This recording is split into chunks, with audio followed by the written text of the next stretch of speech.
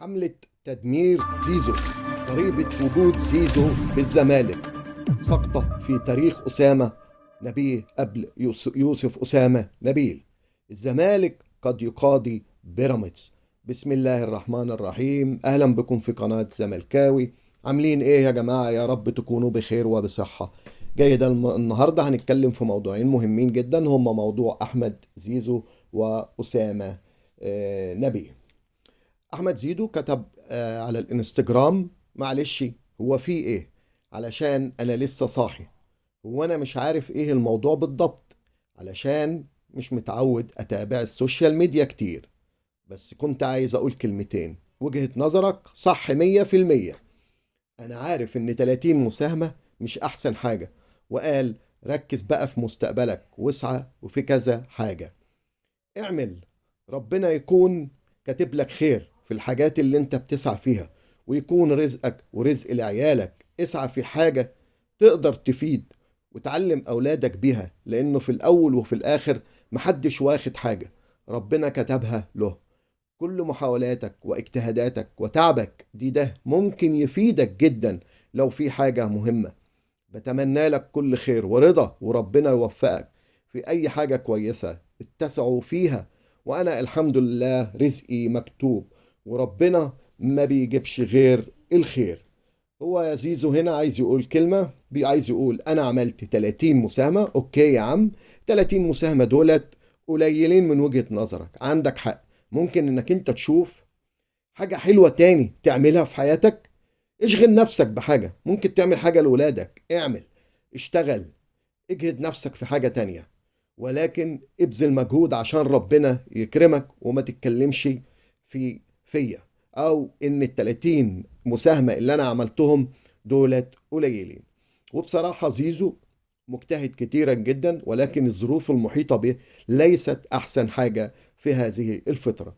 وان زيزو كمان بيعتبر من اهم 3 لعيبة في الزمالك في الوقت الحالي، هو وفتوح والونش، ولكن فتوح انكسر وفتوح مكسور والونش كمان مكسور، فهو دلوقتي اللي بيقود الزمالك في المرحلة القادمة. فنتمنى التوفيق لزيزو، وان هو ما يحطش ودنه لكل السوشيال ميديا والترند اللي كان معمول امبارح ضد زيزو.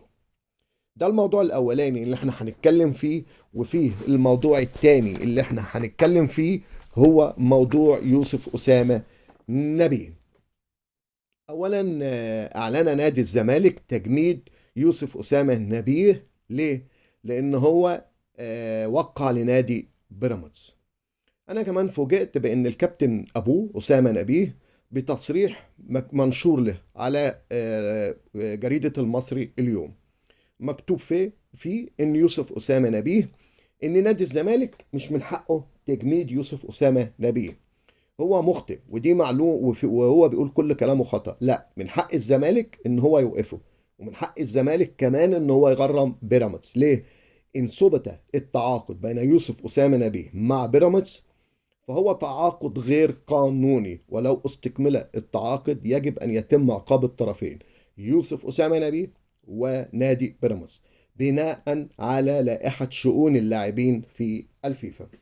في المادة 17 فقرة 3 الجملة الأولى بتقول إيه بقى؟ إن النادي اللي عايز يتفاوض مع لاعب من نادي تاني لازم يخبر النادي الآخر. يعني أنا لو عايز أتفاوض مع نادي، يعني نادي بيراميدز عايز يتفاوض مع آه، آه، يوسف أسامة نبيه، لازم يسأل نادي الزمالك في الأول. خلاص، ده ما حصلش.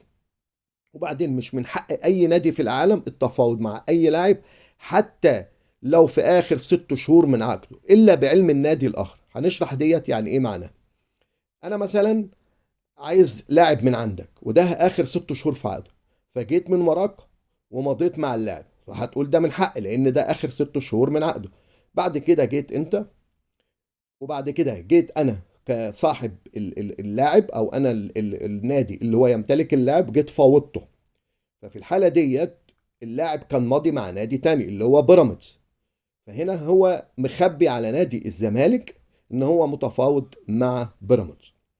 وهنا بتبقى هنا المشكلة اللي بتحدث. علشان كده البند ده محطوط علشان اللاعب ما يلعبش بناديين، وان الناديين يحصل ما بينهم تصادم. وهو ده اللي حصل، ان بيراميدز بدأ يعمل التعاقد في وقت الست شهور، ولكن لازم قبلها يسأل نادي الزمالك. فمن حق نادي الزمالك ان هو يقاضي بيراميدز وياخد حقه من بيراميدز. والنقطة التانية اللي انا عايز اتكلم فيها هي سقطة في ابوه نفسه اللي هو اسامة نبيه. لان اسامة نبيه بيعتبر ابن من ابناء النادي، يعني ما وقفش مع النادي في ازمته اللي بيمر بيها.